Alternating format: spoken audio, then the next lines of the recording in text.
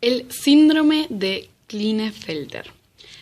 Es la única característica constante de este síndrome es el hipogonadismo masculino. Esto quiere decir que los valores plasmáticos de gonadotropinas, que son 3 hormonas que regulan la reproducción, son muy altos. Y la testosterona está reducida, variando del estilo de síndrome, la reducción varía.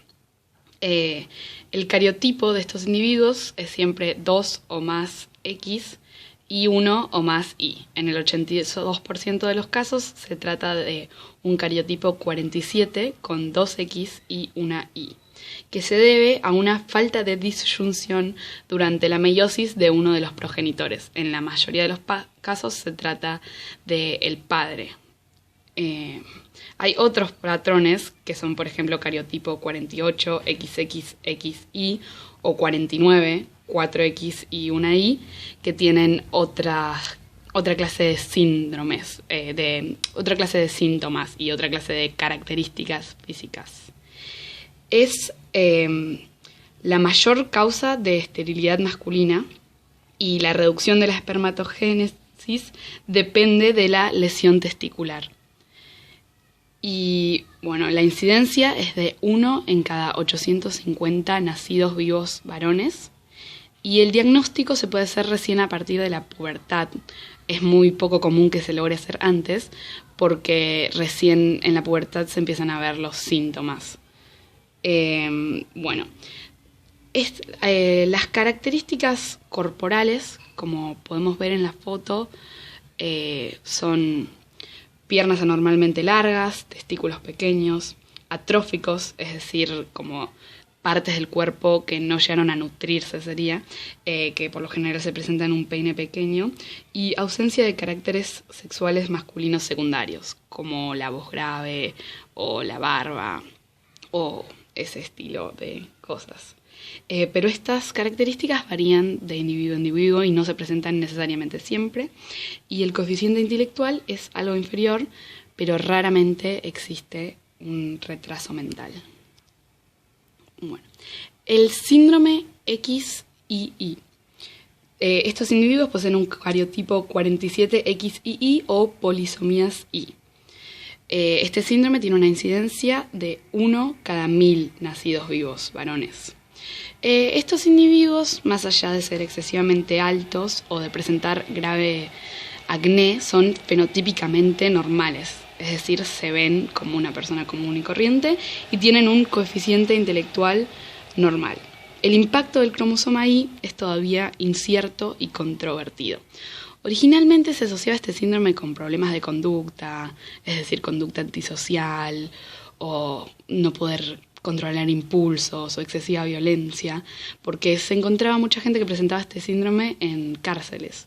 Pero se descubrió con como investigaciones en profundidad que esto afecta en realidad a 1% o como mucho 2% de los casos de este síndrome XII.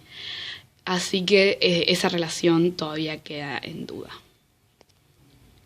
La imagen ilustra a personas que padecen este síndrome, que como podemos ver son perfectamente normales, y muestra este gen que está en exceso, que sería poseer 2 veces el Y.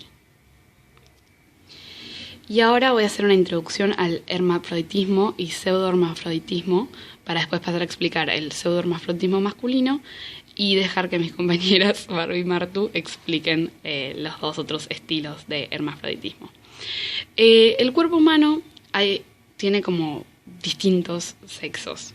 Está el sexo genético, que está determinado por la presencia o por la ausencia del cromosoma Y, el sexo gonadal, que se debe a la histología, las características histológicas de las gónadas, que es como el tejido de las gónadas, el sexo ductal, que se debe a la presencia o ausencia de estos derivados de conductos de Wolff o de Müller, y el sexo fenotípico o genital, que sería la apariencia de los genitales externos.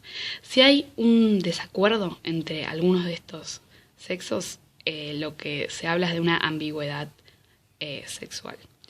Las gónadas, que son los órganos sexuales, son originalmente como que tienden a feminizarse, excepto que posean la influencia de estas hormonas que se generan a partir del cromosoma Y, que las harían masculinas.